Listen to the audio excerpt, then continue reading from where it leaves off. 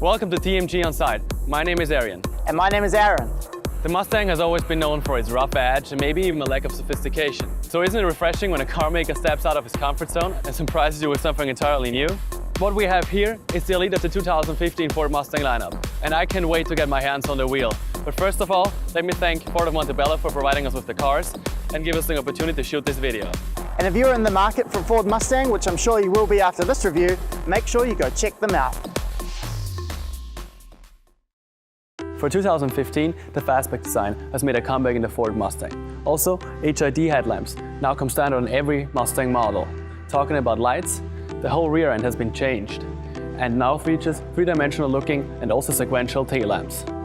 Revolutionary is the new interior. Man, you simply have to love it. Also, safety is a new priority. The airbags have been doubled. It is aircraft inspired, and in my opinion, the fit and finish is on a German level. And for the first time ever, it features blind spot monitoring, adaptive cruise control, push button start, and our specific test version has got Ford's sync system with voice command and My Ford Touch. But why did Ford do all of this? A realization that not only Americans love the Mustang has led to the 2015 model for the first time ever being shipped outside of its iconic American borders. Global marketing has been made possible due to the contemporary styling and updated technology. Ford's international YouTube pages have been hyping the release, and press releases have been promoting pre-orders. I can't wait to see this beauty on New Zealand streets. Cars in the 21st century have to meet tough emission regulations. That's why Ford also to step up the game when it comes to the heart of the Mustang, the engine. Ford is currently offering three engines: the V6, which is the standard model, the 4-cylinder EcoBoost, and the 5-liter GT. For a better understanding, we might want to take a look at the hood of our cars, shall we? What we're looking at here is a 2.3-liter inline 4-cylinder paired with a turbo to put out a stunning 310 horsepower and 320 pound-feet of torque while still delivering a really good 26 miles to the gallon as an average. I mean, just think back, 10 years ago, a Ford Mustang GT used to make that kind of power, but not anywhere near as good fuel economy. Talking about a GT, there's the sweet spot in the lineup, at least in my opinion. What we have here is the 5.0. It's back and it's better than ever. It puts out 435 horsepower and 400 Newton-meter torque with some borrowed parts of the previous Ball 302. I mean, the changes they made to this engine are rather evolutionary than revolutionary, but the last one was already a beast, so I'm fine with that. Although Ford expects to sell most of its units in North America, it had to be able to compete with Germany's finest. Many of these countries have much tougher emissions regulations, which has led to the technology in the 2.3-litre EcoBoost. It maintains that same Mustang power, but with much less effect on the environment. To succeed in these foreign markets, it had to adapt to these new countries.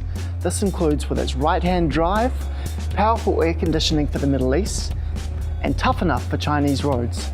I can't wait to follow the success of this global Mustang and its newly employed team of 100 global workers. All right, let's start this baby up. I love that V8 rumble. But before we go, let's take a look at Ford selectable drive modes. What we have here is a selector or toggle switches for the drive modes we can select. So we can adjust the feeling of the steering and the suspension to our preferences. So we're gonna put that in sport mode and steering also.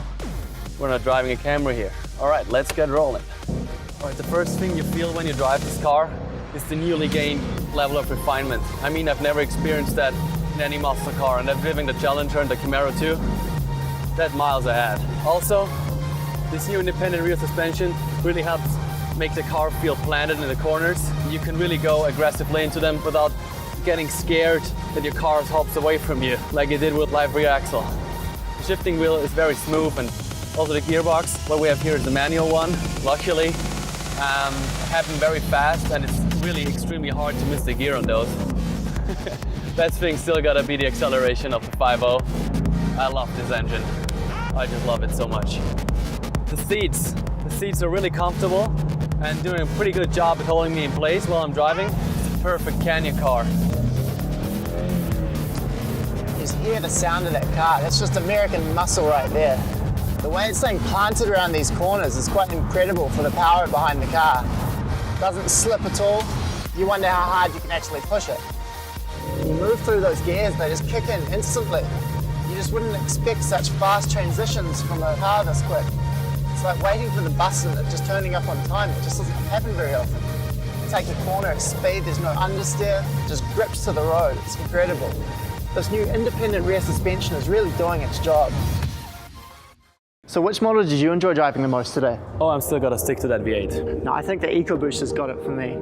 But do you think that the Mustang has lost that iconic raw edge? A little bit maybe, but that's a good thing.